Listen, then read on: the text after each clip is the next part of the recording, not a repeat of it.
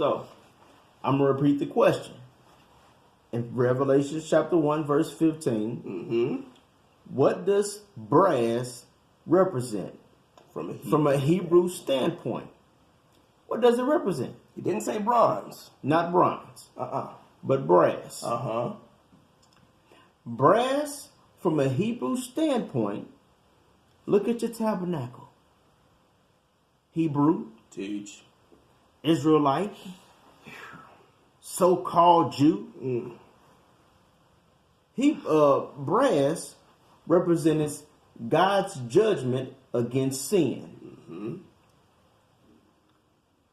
Brass was throughout on the outer courts of the tabernacle. Yes. If you look at everything that was on the outside, it was brass. He put the best of the best on the inside, the gold. My God. Hallelujah.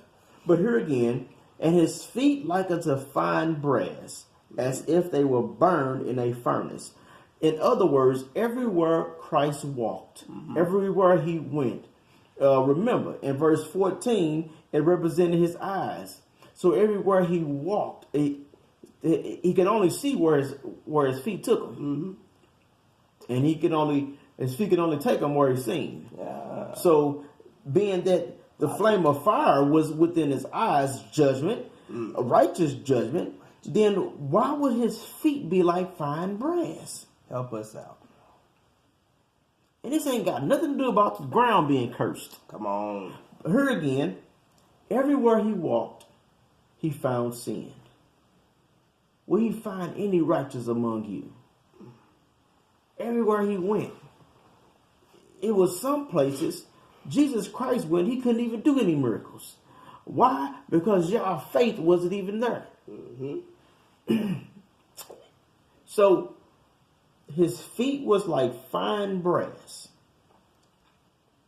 as if it was burned in a furnace. Work on that language. My God. And his feet like unto. Like unto. Like unto. You need the little ball bouncing with the word like.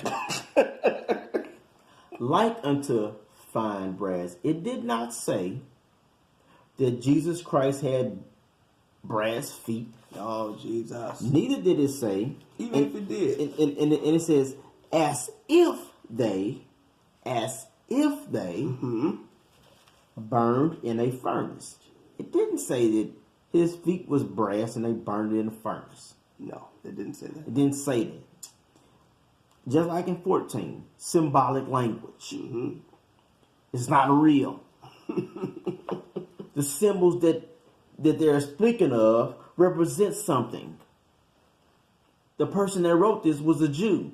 He had an understanding of what they meant from a Jewish standpoint. Yes. And his feet like unto fine brass, as if they burned in a furnace. Everywhere that Christ went, he's found sin. He found corruptness. He found folks that was crooked. Everywhere he went. And where do you think he went around so much? It wasn't so much as the people. But he was dealing with primarily the Sadducees and the Pharisees. Folks like Yah, so-called black Hebrew Israelites, which we already established that ain't no such thing. You just false Judaizers. Just false. False Judaizers, that's it. And we're not trying to make you, well, we are trying to make you a little mad. Because in your frantic search to try to, refute whatever it is we're saying, hopefully, the Lord will be able to illuminate you a little bit on the truth, and while you're searching these things out. Here again, as my brother likes to say, I like that here again. Because no matter where you go, you're going to have to come back here again to get what's right. Listen, so like unto fine brass, as if they burn in a furnace. You sit out there and lie to people and tell them, this shows you that Jesus looked like you. He had brown skin. What does brass look like when it's burned in a fire? It's black. It's brown. No, it's not. No. Stop it. Just stop it. Anybody will tell you a small Google search, if you've never seen it before, would help you to see what brass looks like if it's burned in a furnace. But don't even take that word for it. Line upon line, precept upon precept. Let's get a scripture for that. Ezekiel 1:7. And it says, and their feet were straight feet, and the sole of their feet was like the sole of a calf's foot, and they sparkled, notice that word, sparkled, like the color of burnished brass. That's the same terminology as being used in Revelation 1:14 and 15, talking about as if they burned in a furnace. Mm-hmm. Burnished brass, unto fine brass, notice the word, fine brass, meaning high quality, fine brass, as if it burned in a furnace. So this says sparkled like the color of burnished brass. The Hebrew word in Ezekiel for burnished brass is kalal, and it literally means polished. Literally means burnished, as in polished. So if you've ever seen fine brass, like you walk into an instrument store, like where they sell saxophones and that type of thing, you pull a fine brass saxophone that's been polished, what does it look like?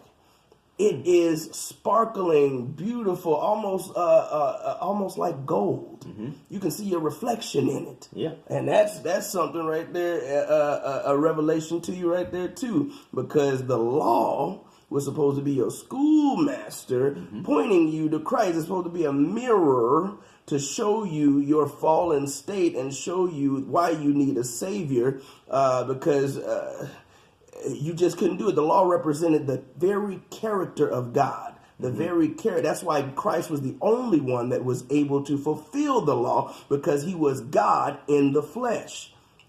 All he was doing was fulfilling his own character, which you could not do. So you looking into this fine brass foot of the Lord that he finna put on your neck. You looking into that, and you can see your reflection in it. It's beautiful. It's sparkling. It goes even further. If you put it in as if it burned in a furnace, it would be glowing. Mm-hmm. It would be glowing. It would look similar to how his eyes look, being as a flame of fire. If you take that metal out of the fire, it's not going to be brown and burnt. No, it's going to be glowing. A scripture that would go with that, Ezekiel 8:2. Then I beheld, and lo, a likeness as an appearance of fire, from the appearance of his loins even downward, fire, and from his loins even upward, as the appearance of brightness, as the color of amber. Have you seen amber? Shout out to my sister Amber. How you doing? Love you. But if you've seen amber, it looks like fine brass. Mm-hmm. It's that beautiful golden color that is almost transparent, and that you if you get some really clear amber, you could see your reflection in it too. Y'all hating this, ain't you? Y'all just this is just hurting your. They're probably saying all type of cuss. They cussing right now. Oh my goodness! Which also, you're not even supposed to use any profanity. Oh my God! You're not even supposed to swear. Be holy in all manner of conversation. I mean, y'all do so much outside of the law. I just try to understand how y'all even dealing with the law. Mm-hmm. The only thing that I've really like, and it's crazy. You see them out there. They got to have fringes on everything. Yes. Even their t-shirts. How your t-shirt gonna have your t-shirt is holier than you, and fringes on it. It's just ridiculous. You're not. They talk about keeping the Sabbath. You're not keeping the Sabbath.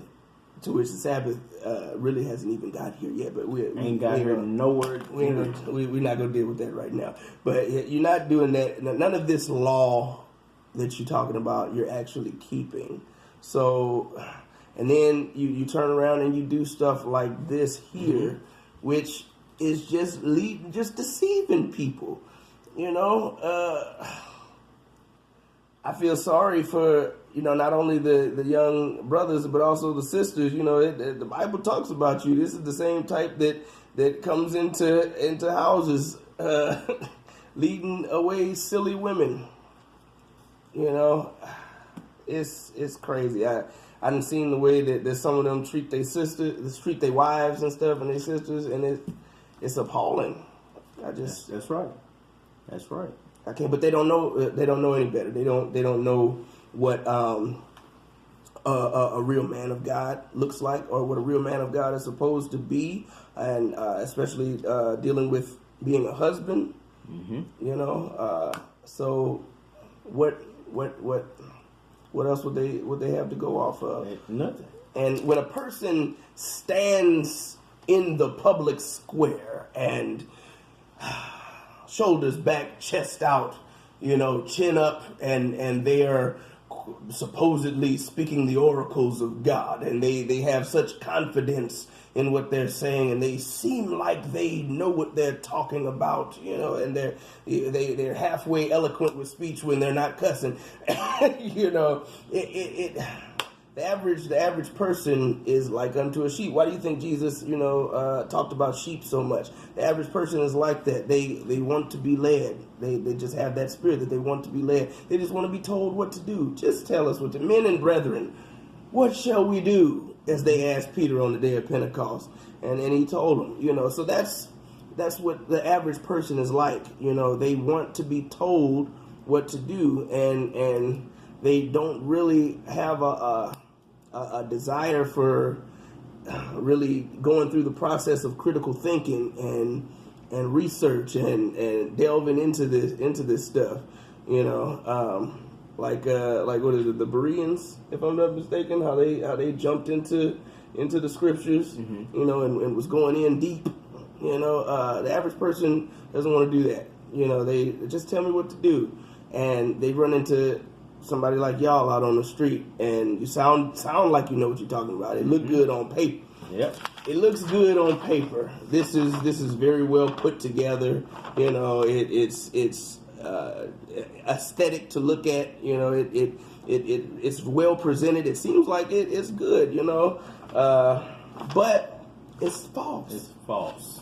A lie that looks good is still a lie, nonetheless. It's just a good-looking lie. It is, and we know that Satan even himself presents himself as an angel of light, and yes. his ministers,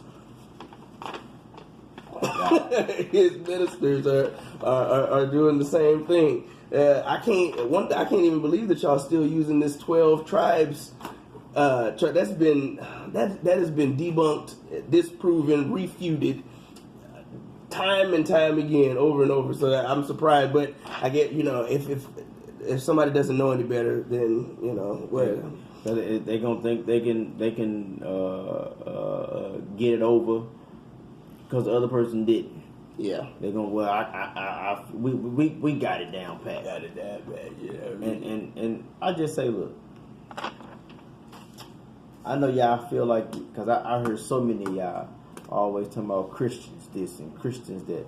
First of all, I'm not a Christian. Come on, sir. I'm an apostolic Christian preacher. Uh-huh.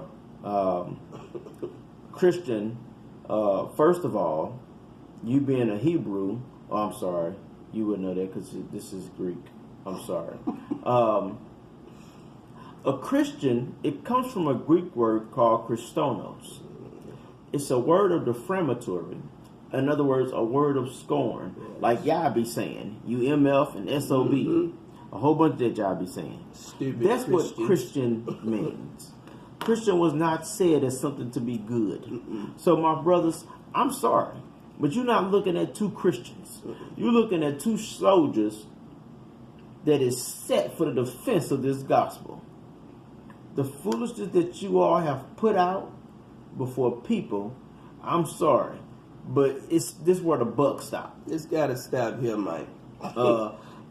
I've heard a whole bunch of people that go out here trying to, I believe, like the G-Man and Polite and so many of these other different brethren that try to come out there. And a lot also false. And they still false. Right. You know, and they don't have Egyptology and Kemetic science and all of that stuff, you know. But you all don't have any bearing or any substance to stand on. Not at all. Hey, but I commend you on trying. Yeah. But let's look at this last part here in Revelations 1 and 15. The latter end of verse 15 says, "And his voice as the sound of many waters." Mm-hmm. It did not say his voice was many waters. No. But his voice as the sound of many waters.